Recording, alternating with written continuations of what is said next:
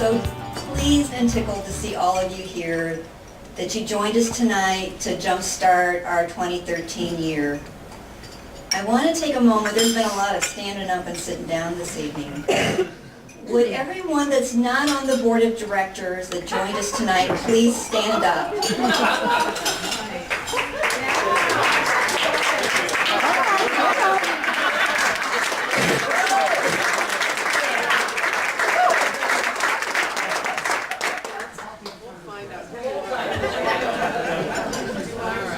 Thank you so much for joining us. We are volunteers on the board of directors, so you are our audience, you are our partners, you are the reason that we're here to serve you in 2013. So thank you for joining us. We appreciate you joining us this evening. It is tradition with CCASTD that the January meeting is devoted to the state of the industry and the state of the chapter. Not exactly fun topics, but interesting. So we will get through this with your help. Let's cover state of the chapter first, because we've already talked about quite a few of these items. How about the Chapter of the Month award? That is huge for us. First time on my tenure as a board leader. So, very good. Thank you for your work, board members, last year to earn us that award. So last year, under Sue Weller's most excellent leadership, we made some changes to make the value proposition a little stronger for our members. The changes were obvious to us as board members, but when we did the membership survey, it was kind of like, so that's what you guys were doing. It kind of makes sense now. So let's click through. You see these on the loop. You've seen these on the loop every month, but I don't think it's really sunk into what the strategy was. One of those is, tonight is our dinner meeting, and that's a lot of networking, a nice sit-down dinner, a cash bar, all the best of an evening. Next month, we'll have what we call our clinic, which is a little bit longer educational program. We still have some networking. The food's not quite as ritzy as it is this evening. It's probably a buffet. But the price is a little bit more affordable, and so it gives you a choice of how deep of programming event you want, dinner meeting versus a clinic. So next month is the clinic. That's Trish, and she's going to teach us gamification, and I can't wait to hear what she has to say, because that is one of the hot buzzwords in the industry. And then at least twice a year we try and have a workshop, which is an all-day intensive deep learning event. So we try to switch it up for you as much as possible, both from a price standpoint and an experience standpoint. So we already talked about Chapter of the Month. One of the big accomplishments we made was we earned the Chapter Operating Requirements certification again for 2012. We're filling out the paperwork for 2013, which actually covers the events last year in 2012. The numbers get all confusing. Anyway, we're core compliant, and what that means is we can keep using ASTD as our brand for this year. And we have to work through, send them all kinds of paperwork, and one of the things that is really tough for us to meet the requirements is all around this dual membership. How many of our members are members at a local level and also members at a national level? This year, when Joe filled out the paperwork, he had to prove to ASTD National that last year in 2012, we had 35% of our members that were also members at our national level. And I'm pleased to say we're at 38% for last year. So kudos to you, because what are the advantages of this dual membership? Well, studies show that industry leaders belong both at a local level and a national level. National offers some benefits that we don't offer. For example, how many of you have used the free webinars online from ASTD? Excellent opportunity. Listen to them when you can. Great value. However, in this year, you're going to hear some surveys and some emails and some encouragement from us, because this year in 23, we have to reach a whopping 40% joint membership. So talk to your friends. If they're already national ASTD members, do us a favor and ask them to come to one of these meetings and check out the value at a local membership as well, and that'll up those numbers for us, and we can continue to call ourselves an ASTD chapter. ASTD will up that in 5% increments every year until we reach the 50% dual membership level. A lot of chapters are having trouble meeting that number. So kudos to Chicago, kudos to the level of professionalism that we see. We got 38%. We're almost there already for this year. Another accomplishment under Sue's leadership is we reinvented our corporate memberships. For those of you that are consultants, you're independent contractors, we changed our corporate membership framework to be a group membership. If you can find a bunch of buddies that want to partner with you to join as a group membership, you can. You can set the level of investment that you do as a group, so how many you can join just and get a membership, you can join and get so many free events. So talk to your peers. If your corporation isn't funding your membership anyway, talk to your peers and see if you can get a grassroots effort for a group membership for CCASTD. I think you'll save money, and you might even save money on events.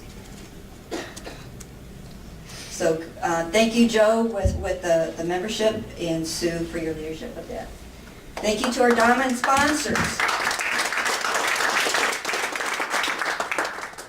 So we're still working out the perks with the Diamond sponsorship, but we appreciate your vote of confidence in us, and we know we owe some of you maybe like a Training Today article or something like that. But as soon as we get a Training Today editor for 2013, we'll work that out. So note to self, Paula's looking for a Training Today editor for 2013. So you've seen at the bottoms of the slide our theme for 2013. Last year we had execute, engage, execute, and exceed, which really motivated us as board members and a chapter to try harder, work harder, and accomplish great things. I've been in the training industry now for 18 years, and I've worked in a lot of industries, and my experience is kind of like distilled down to this, is the training group is always the group of people that have to learn the hard stuff first before they can design the training or train it. And so we're on the bleeding edge of whatever's rolling down the hallway of corporate America. And with that thought in mind, I also see that as I wonder if you share the same experience with that. I see a couple heads nodding. Oh, yeah.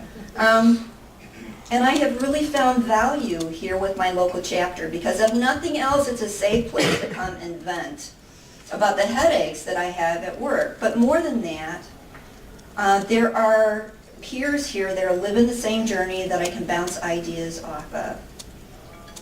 Along those same lines, I want to thank my mentors in the room. If you're a former president of CCASTD, would you please stand?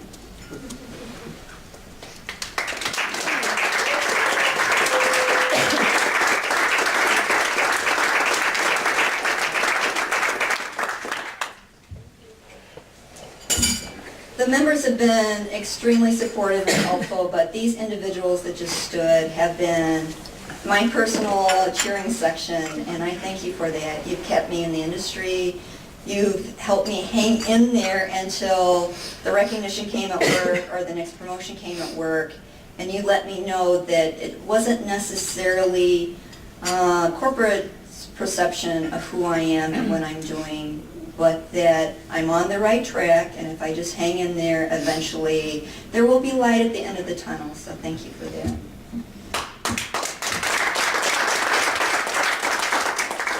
So our theme isn't real glitzy or sexy, but if you can kind of picture a mental image of maybe someone with a jet pack on their back, standing on a target that says CCASTD. I mean, that's what I want to work for this year, is we are the people that give people the safety and the guidelines and the processes and the best steps so that they can succeed as individuals at work, and we as members can succeed as training professionals. Have you noticed ASTD? You've heard something about this already from Terry. ASTD is launching a series which they call the Communities of Practice, and they're encouraging us to align at a national level with professionals that are in the same types of training industries and workplace and learning professional industries that we're in. As Terry shared with you, we're taking that a step down to a local level. With ASTD, you'll have to spend an additional fee. With CCASTD, our special interest groups, or our professional development networks, are free or as close to free as we can possibly keep them. In 2005, we had 26 PDNs. Wow. Last year we had 5.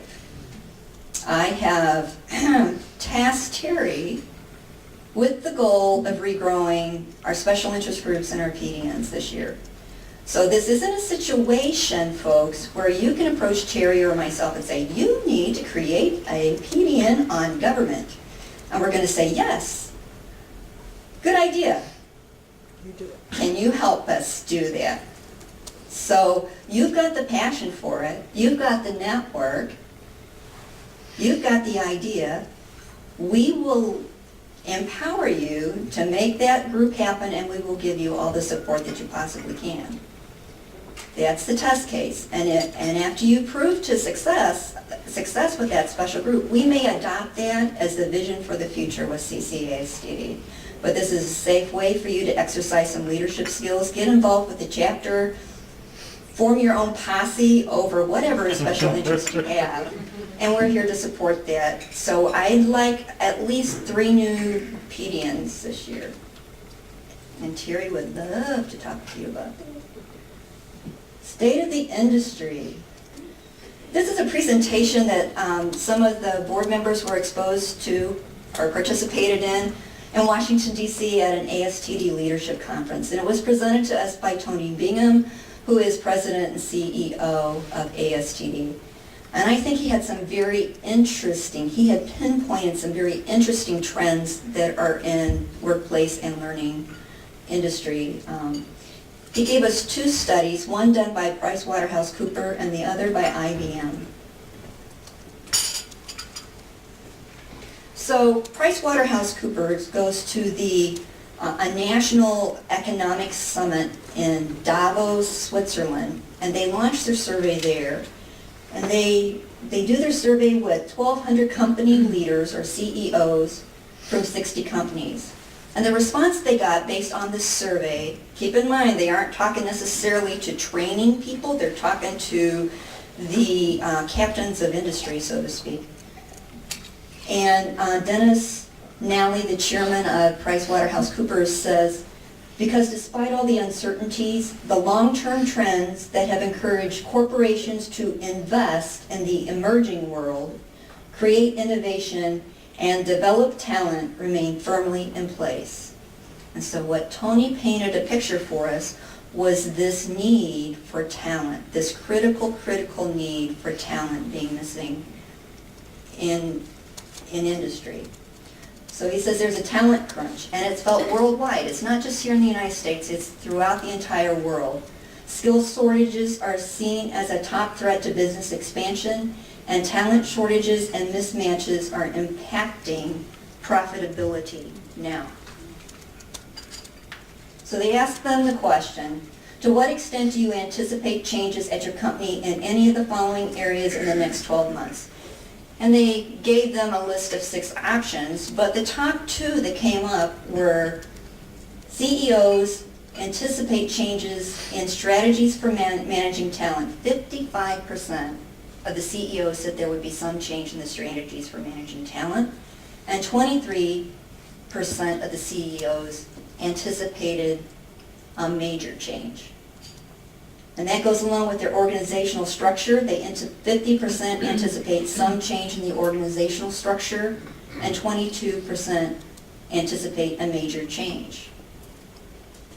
75% of the CEOs expect to have to reinvent the way they look for talent and the way they fit that talent into the organization.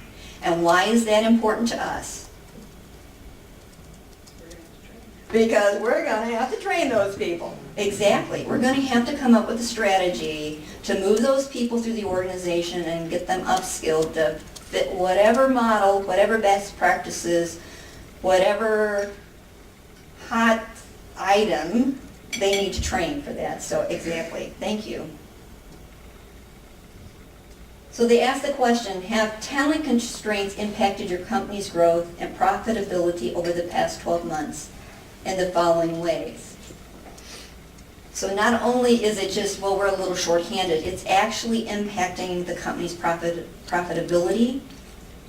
So 43% answered our talent-related expenses rose more than expected. 31% said we weren't able to innovate effectively. 29%, almost a third, had to walk away from a market opportunity simply because they didn't have the talent. And then another 24% canceled or delayed a key strategic initiative. Another study that Tony shared with us was IBM's Leading Through Connections study. They do this every 2 years. That's actually a face-to-face interview dialogue type of situation. They talked to 1,700 CEOs from 64 companies. And so the CEO of IBM says this year, these CEOs identified the overflow of data and information as one of the most important issues influencing their strategic business decisions. Their focus is shifting to the power and potential of recent advances in social media and analytics to reimagine connections among people, whether that's customers, employees, partners, investors, or the world at large. So how many of you are sitting there having a stress attack, picturing your Generation Xers and your Generation Y staff researching best practices out on the internet, or having a posse, instead of going over and talking to the senior members right across the aisle, having people on their LinkedIn groups in China and India and seeking advice from them instead of talking to the lead 2 cubicles away.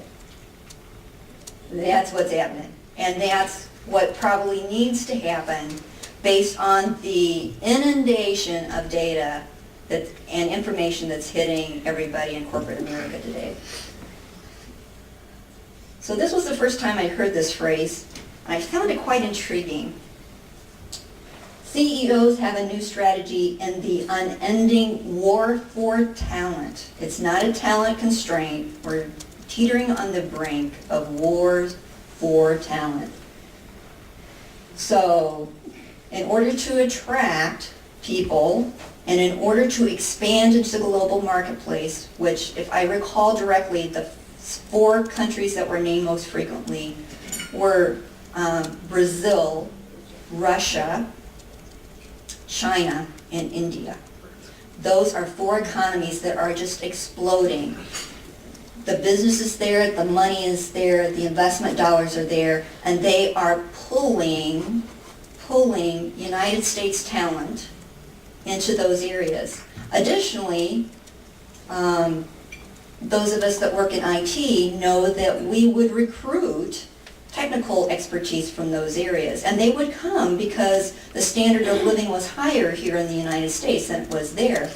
Well, with our poor economy and with their increased business and the opportunity there, they can stay at home and make out just as well as they can coming here. And so we're not being able to attract them here to this shore, and then our talent is actually going there. The European Union, if you have a work visa for one company in the European Union, you can go to any of the countries in the European Union. So, The CEOs in IBM, they're encouraging employees to connect and learn from each other. Perhaps the talent and the help isn't right across the aisle, and they need another avenue. Companies are now providing processes and tools that inspire collaboration on a massive scale and helping employees develop traits to excel in this type of high change environment. And so what am I talking about? They need collaboration between people, and much of this is taking place with social media. What are the kinds of training that you've been tasked to do this year, or the kind of programs that your companies have launched that are tied to this collaboration need? Does anybody have another name? Are they using another name besides collaboration?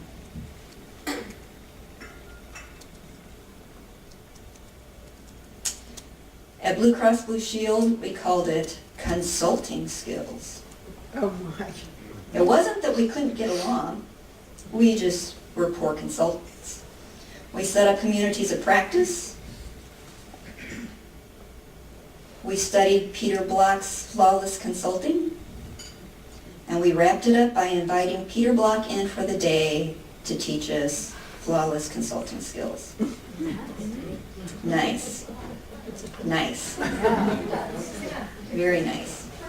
And as an evaluation specialist, I got the opportunity to do the reaction surveys, the 60-day surveys, the 6-month survey, and the 1-year anniversary survey. I am now planning the reach out to the consultants' customers and do the customer reaction surveys. Did we really meet the mark? So that's where I've been this past year. So social media. Larry Straining, one of our board members, actually provided training for us last June on social media. And I went just because I kind of, I'm LinkedIn and I have Facebook, and I went.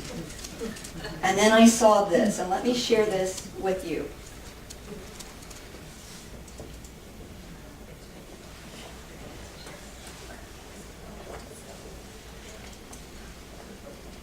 I can't tell you what traders will do with social media. I just know the cliff is there. And we're going to have to find some way to deal with it. This year, after going to Larry's workshop, I went back and I shared some of the things I learned, and I talked about QR codes, and they said, do something with training in QR codes. I was like, you do realize we have firewalls, and the QR codes isn't really conducive to like the whole internet thing. Yeah, we know, just do something with it so that I can report to executive leadership that we know how to use QR codes. So after meetings with the marketing and the web people and the ITG people and information security, we did QR codes at a technology fair, had people respond to SurveyMonkey. As they answered the SurveyMonkey on their smartphones, it would display the results in real time, and we checked that off our list. Not that that's a project that I'm really proud of, but it's an example of social learning is there, and I can guarantee you, somebody at your company is going to approach you this year and say, can you make something happen using social media? So start forging those partnerships with the techie people and the people that own the websites and the people that own the firewalls, because you're going to need to have those partnerships going forward. Very quickly, State of the Industry report.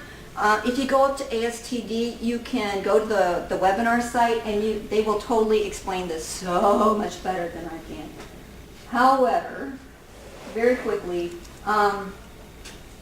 they looked at 3 different groups, Fortune 500 companies, consolidated as everybody that responded to the survey, and the Best Awards were the people that won ASTD Best the previous year. So the key things that spoke to me, the number of learning hours employees used was 30 hours for consolidated, slightly higher for Best Awards. Cost per hour of learning, that price goes down for larger companies. It stays really, really high for small companies, like less than 500 employees, it's $126 per hour. The reason for that is the larger companies can just spread the wealth around more easily than the smaller companies. They spend a lot of time to develop the training, and then they only can impact certain key audiences, and then it's done. Reuse ratios. That's once you create training, how many different audiences or different groups see that. Again, the best award winners were 61.1. Consolidated, that's everybody, was 52.8. And the Fortune 500 companies have it down to a fine science of 35.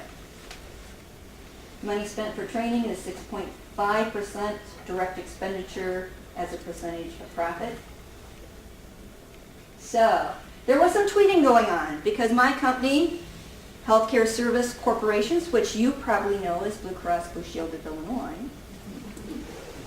managed to win Training Top 125, ASTD Best, and CLO Magazine's Learning Elite, all in 2012. Wow.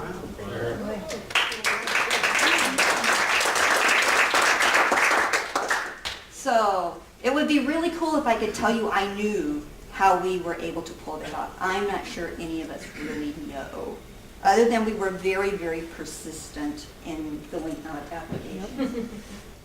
Okay, to wrap up this evening, one of my goals is to give you an opportunity to meet the board members, not because we're so all-important, but part of my leadership style is if you feel this chapter is a buzzing mosquito,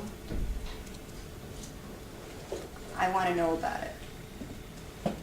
So tonight gives you an opportunity to reach out to us and ask, well, what does a director of mentoring do? And what do you have planned? And can I get into that? And how would I get into that? And oh, by the way, it really ticks me off when I try and sign up and I can't. I wrote an article for Training Today, which is coming out this month. I'll tell you the story. There's a business in my neighborhood, and I drove by, and it's a massage spa. And it's in an old Walgreens building, and there's a drive-through window attached on the sides. And when you drive by, there's all these cars lined up in the drive-through window. And you think, how do they give a massage through a drive-through window? And then you realize, oh, well, they're short of parking space. They're just parked. I don't want this chapter to be a drive-through window and have you parked outside. I want to do whatever I need to do, whatever the board needs to do, to encourage you to come inside and spend some time with us. Let us learn from you. Have you learned from us? Build a partnership, because you don't need a professional association that's only a drive-through window. You need to come in and meet us. So at this point in time, I'm going to ask the board members to go back and get their signs, grab a table or a half a table, and this is kind of like a Cracker Barrel where you guys can move from table to table to meet the board members. I will be up here. Just come and give me an earful, tell me what you need, and we'll finish up the evening that way. Thank you so much for your attention, and I can't wait to hear what you say.